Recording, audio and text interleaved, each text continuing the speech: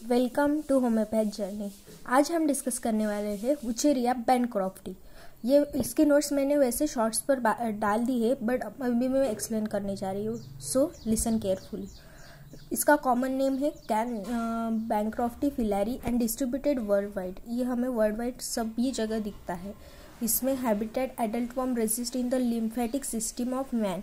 जो adult form है वो हमें लिम्फेटिक सिस्टम में लिखता है हमारे मैन के, और जो माइक्रोफिलरी है वो हमें ब्लड में दिखता है।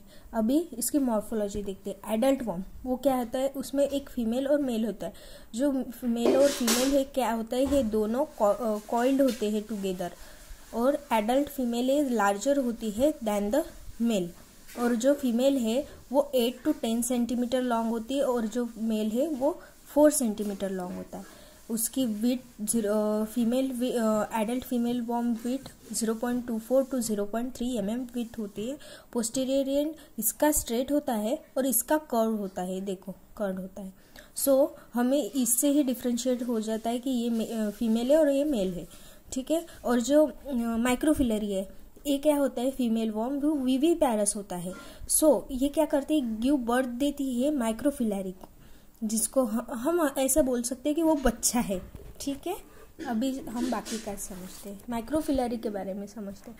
वो कितना होता है, 230 to 296 mu in length, covered by a delicated sheath and 6 to 10 micrometre in thickness, covered by a hyaline sheath and double row of the nuclei are present all along the length except posterior end. Okay, life span इसका human में कितना होता है, 70 days।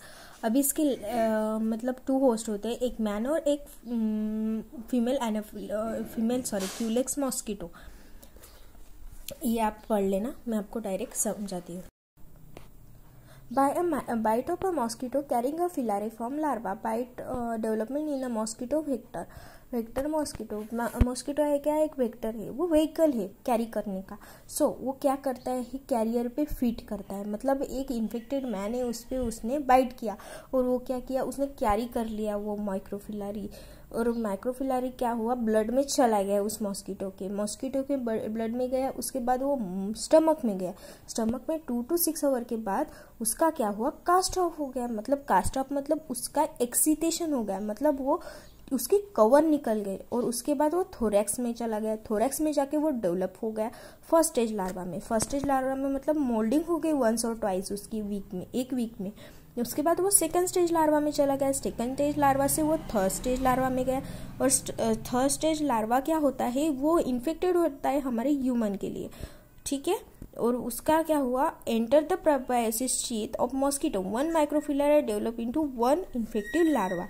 जो 1 माइक्रोफिलरी है वो infective larva में develop हो गया।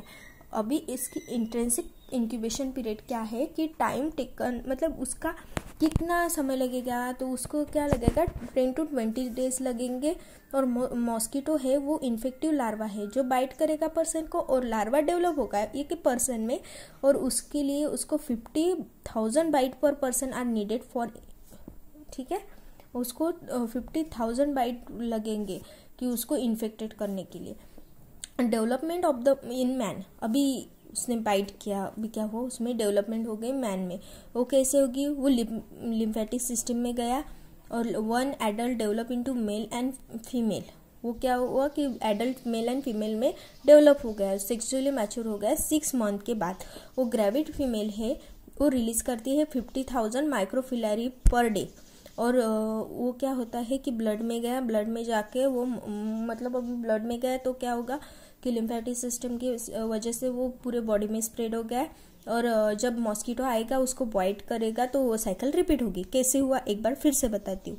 क्या हुआ कि मॉस्किटो आया, मॉस्किटो ने बाइट किया, बाइट करने के बाद वो मॉस्किटो के अंदर माइक्रोफिलरी चला गया, उसके स्टमक में गया। उसके बाद उसकी कास्ट ऑफ हो गई, मतलब उसकी एक्सीटेशन हो गई, वो माइग्रेट कर गया। माइग्रेट करके वो थोरेसिक मसल में गया, उसका फर्स्ट स्टेज लार्वा हो गया 1 week में, सेकंड स्टेज लार्वा हो गया, थर्ड स्टेज लार्वा हो गया, और जो थर्ड स्टेज लार्वा है वो इन्फेक्टिव फॉर्म है।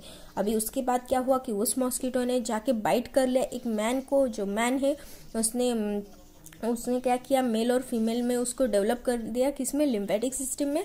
और उसने 6 मंथ के बाद रिलीज करने स्टार्ट कर दिए 50,000 माइक्रोफिलरी। वो क्या हुआ कि उसके बाद फिर से एक मॉस्किटो आया, उसको बाइट कर लिया और ये साइकिल रिपीट हो गई। ठीक है, इतना तो समझ आ गया। उसके बाद हम देखते हैं पैथोजेनेसिटी। पैथोजेनेसिटी में क्या होता है कि क्लासिकल फिलारियासिस और ऑक्यूट फिलारियासिस होता है। क्लासिकल में क्या होता है, pathogenesis is occur due to the blockage of lymphatic vessel and the lymph node by a adult worm. The worm inside the lymph node and vessel may causes a granuloma formation. It produces a typical heart beating and brownie edema of the filariasis. Clinical manifestation. Clinically asymptomatic acute adenolemphangitis is classified as a fever, lymphatic inflammation, lymphangitis. lymphangitis मतलब इसमें क्या होता है कि under beneath मतलब skin के अंदर क्या होता है, रेडनेस आ जाती है।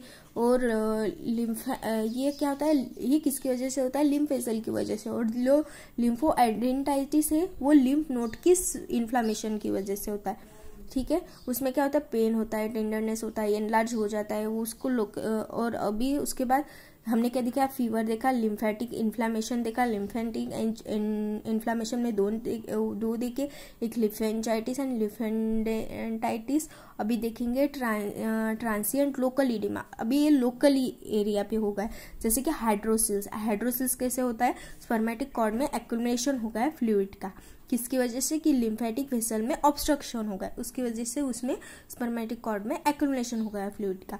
लिम्फोरेजिया, ये रप्चर होते जाते हैं lymph vessels, varices leading to release of lymph and chyle and releasing in the chyluria, diarrhoea and the chylous ascites. Okay, lymphangitis मतलब इसमें क्या होता है, एलिफेंटाइटिस में क्या होता है कि हमारे जो है हमें किस में देखने को मिलता है, ज़्यादातर हमें पैर में दिखने को मिलता है।